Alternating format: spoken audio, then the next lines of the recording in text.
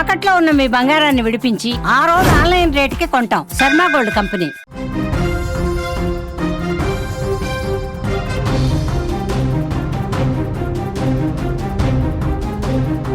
Tirupati railway స్టేషన్లో భారీ అగ్ని ప్రమాదం.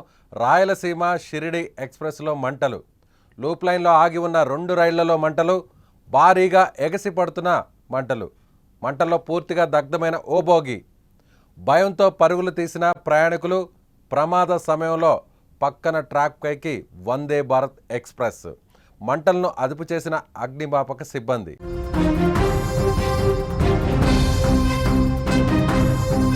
తిరుపతి రైల్వే స్టేషన్లో భారీ అగ్ని ప్రమాదం జరిగింది. లూప్ లైన్లో ఆగి ఉన్న రాయలసీమ ఎక్స్ప్రెస్, షిరిడి ఎక్స్ప్రెస్ రైళ్లలో ఒక్కసారిగా మంటలు చెలరేగాయి. ఈ ఘటనలో 2 బోగీలు దగ్ధమయ్యాయి. ప్రమాద సమయంలో రైల్వే స్టేషన్లో ఉన్న ప్రయాణికులు భయాందోళనకు గురయ్యారు. భారీగా మంటలు ఎగిసిపడడంతో భయంతో పరుగులు తీశారు. 2 బోగీలు పూర్తిగా దగవడంతో తిరుపతి రైల్వే స్టేషన్లో కొద్దిసేపు భయాందోళన పరిస్థితులు ఏర్పడ్డాయి.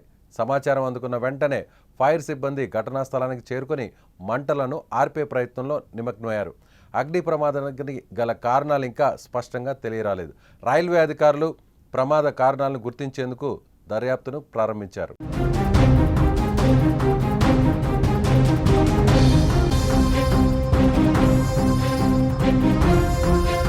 పవిత్ర పుణ్యక్షేత్రమైనటువంటి తిరుపతిలో ఈ రైల్వే స్టేషన్ ఎప్పుడు బిజీగా ఉంటుంది. నిత్యం రైళ్ల రాకపోకలు కొనసాగుతూనే ఉంటాయి. అలాంటి సమయంలో లూప్ లైన్లో ఉన్నటువంటి ఒక ట్రాక్ మీద 2 బోగీలు దగ్ధమయ్యాయి. అది కూడా 2 ఎక్స్ప్రెస్లకు సంబంధించినటువంటి బోగీలు దగ్ధమయ్యాయి. అదే టైంలో వందే భారత్ ఎక్స్ప్రెస్ అటుగా వెళ్తుంది. సో దానికి సంబంధించినటువంటి దృశ్యాలు మనం చూస్తున్నాం. ఓవైపు కాలిపోతున్నటువంటి బోగీలు ట్రాక్ మీద, లూప్ లైన్ మీద ఉంటే, మరోవైపు వందే భారత్ ట్రైను దాని పక్కనే వస్తున్నటువంటి దృశ్యాలు మనకు కనిపిస్తున్నాయి. సో అదృష్టవశాత్తు ఎవరికి ఏమీ జరగలేదు, ఎవరు గాయపడలేదని అధికారులు చెప్తున్నారు. సో ఈ మంటలకు గల కారణాలేంటి, అసలు ప్రమాదం ఎలా జరిగింది, అగ్ని ప్రమాదానికి దారితీసినటువంటి కారణాలేంటి, వీటి మీద ఇన్వెస్టిగేషన్ జరుగుతుంది. కొద్దిసేపు రైల్వే స్టేషన్లో ఒక్కసారిగా ట్రాక్ మీదంతా కూడా దట్టమైన పొగలు అలుముకున్నాయి. సో ప్రయాణికులు కూడా అక్కడి నుంచి పరుగులు తీశారు. వెంటనే అధికారులు కాలిపోతున్నటువంటి ఏదైతే బోగీలు ఉన్నాయో ఆ బోగీల నుంచి మిగిలినటువంటి బోగీలను సపరేట్ చేశారు. అయితే అదృష్టవశాత్తు ఈ బోగీలన్నీ కూడా, ఈ 2 ట్రైన్లు కూడా లూప్ లైన్లో ఉండడం, అందులో ప్రయాణికులు ఎవరు కూడా లేకపోవడంతో ప్రాణ నష్టం కానీ గాయాలు కానీ ఎలాంటివి జరగలేదు. అసలు ఈ ప్రమాదానికి కారణాలేంటి, దీని గురించి తెలుసుకుందాం. మనతో పాటు ఫోన్ ఇన్లో ఉన్నారు సుమన్ టీవీ తిరుపతి ప్రతినిధి ఉమాశంకర్.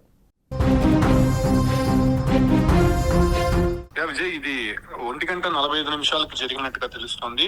అయితే హిసార్ ఎక్స్ప్రెస్ హిసార్ నుంచి 2:15 ఏదైతే తిరుపతి రైల్వే స్టేషన్ చేరుకుంది. ప్యాసింజర్స్ అంతా కూడా రైల్వే స్టేషన్ లో దింపిన తర్వాత ఈ ట్రైన్ మళ్ళీ తిరిగి రాత్రి 11:20 హిసార్ కి వెళ్లాల్సి ఉంది.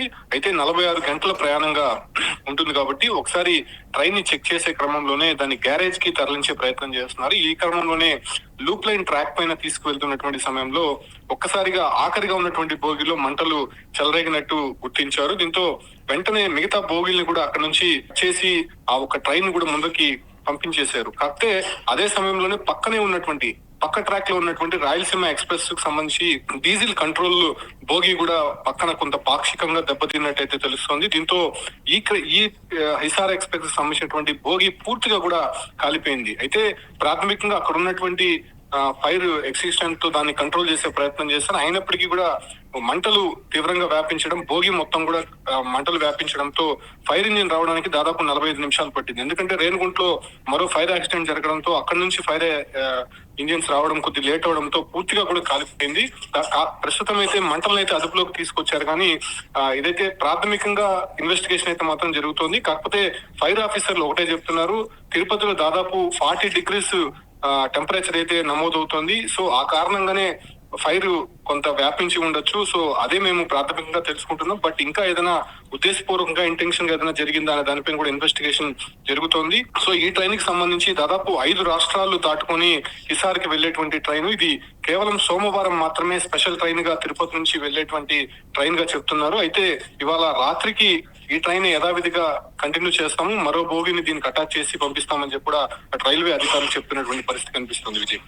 సో ఈ టైంలో ఈ ఫైర్ యాక్సిడెంట్ జరిగినటువంటి ఈ టైంలో ప్రయాణికులు ఏమన్నా ఆందోళన చెందినటువంటి పరిస్థితి ఏమైనా ఉందా? అంటే తిరుపతి రైల్వే స్టేషన్ కి అతి సమీపంలోనే జరిగింది. చుట్టుపక్కల రెసిడెన్స్ ఏరియా ఉంటుంది, దాంతో పాటు కూడా ప్రముఖ హోటల్స్ కూడా ఉన్నాయి. అయితే ఒక్కసారిగా ట్రైన్ లో నుంచి మంటలు పెద్దగా వ్యాపించడము, పొగ దట్టంగా ఆ ప్రాంతం అంతా కూడా అలుముకోవడంతో అసలు ఏం జరిగిందో తెలియనటువంటి పరిస్థితి. వెంటనే స్థానికంగా ఉన్నటువంటి రైల్వే అధికారులకు పోలీసులకి ఫిర్యాదు చేశారు. అయితే ఒకటి సకాలంలోనే స్పందించారని చెప్పుకోవచ్చు, లేకపోతే పక్కన ఉన్నటువంటి రాయలసీమ ఎక్స్ప్రెస్ కూడా ఈ మంటలు వ్యాపించి ఉంటే పెద్ద ప్రమాదమే జరిగి ఉండేది. ఎందుకంటే ఏసీ బోగీలు పక్కన ఉన్నాయి, దాంతో పాటు కూడా డీజిల్ కి సంబంధించినటువంటి కంట్రోల్ మొత్తం కూడా ఆ బోగీలు కూడా మొత్తం ఈ ఒక మంటల్లో పాక్షికంగా దెబ్బతింది.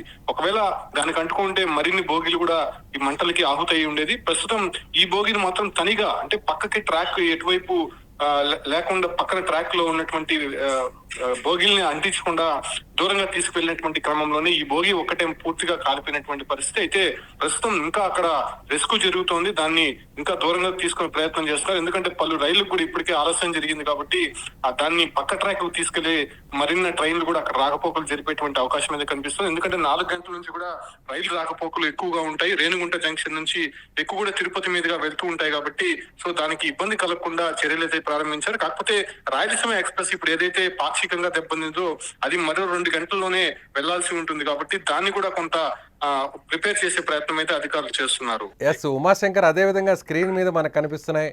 సో అదే సమయంలో ఓవైపు బోగి కాలిపోతుంది, మరోవైపు ఇంకొక ట్రాక్ మీద నుంచి వందే భారత్ ఎక్స్ప్రెస్ యథావిధిగా వస్తుంది.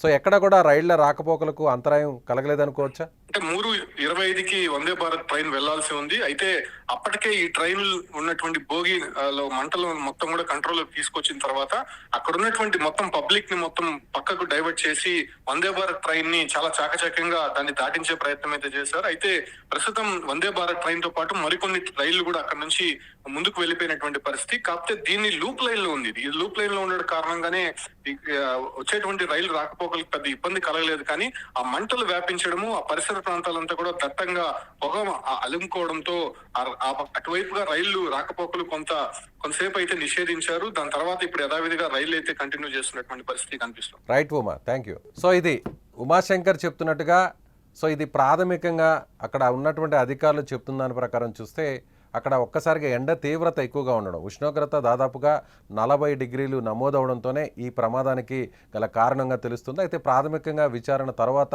దీనికి గల కారణాలు కూడా బయటకు వెల్లడిస్తామని అధికారులు చెప్తున్నారు. అయితే రైళ్ల రాకపోకలకు ఎలాంటి ఇబ్బంది లేకుండా సో అదే సమయంలో అటువైపుగా వస్తున్నటువంటి వందే భారత్ ఎక్స్ప్రెస్ అక్కడి నుంచి తిరుపతి నుంచి హైదరాబాద్కు బయలుదేరాల్సినటువంటి పరిస్థితి. సో దానికి ఇబ్బంది కలిగించకుండానే ఓవైపు వేరే ట్రాక్లో అటు కాలిపోతున్నటువంటి బోగి ఉండగానే అధికారుల సమక్షంలో చాలా చాకచక్యంగా వందే భారత్ ట్రైన్ యథావిధంగా మూవ్ చేశారని తెలుస్తుంది. మరోవైపు కొంతవరకు అంతరాయం కలిగినప్పటికీ కూడా మిగిలినటువంటి రైళ్లకు ఎలాంటి ఇబ్బంది లేకుండానే రాకపోకలను కొనసాగించారు. అయితే ముఖ్యంగా ఇప్పుడు రాయలసీమ ఎక్స్ప్రెస్కు సంబంధించి కూడా ఒక 2 గంటల్లో బయలుదేరాల్సినటువంటి పరిస్థితి ఉన్నప్పటికీ కూడా ఏదైతే పాక్షికంగా దెబ్బతిన్నటువంటి బోగీని స్థానంలో వేరే బోగీని కూడా తీసుకొచ్చేటువంటి పరిస్థితి అధికారులు చేస్తున్నట్టుగా చెప్తున్నారు. మరోవైపు ఏదైతే షిరిడి ఎక్స్ప్రెస్ ఇవాళ రాత్రికి బయలుదేరాల్సినటువంటి పరిస్థితి కాబట్టి వాటి స్థానంలో అంటే కాలిపోయినటువంటి బోగి స్థానంలో వేరే బోగిని కూడా ఏర్పాటు చేసి యథావిధంగా ట్రైన్ని మూవ్ చేస్తామని అధికారులు చెప్తున్నట్టుగా తెలుస్తుంది. మొత్తం మీద పెద్ద ప్రమాదం అయితే తప్పింది. అధికారులు వెంటనే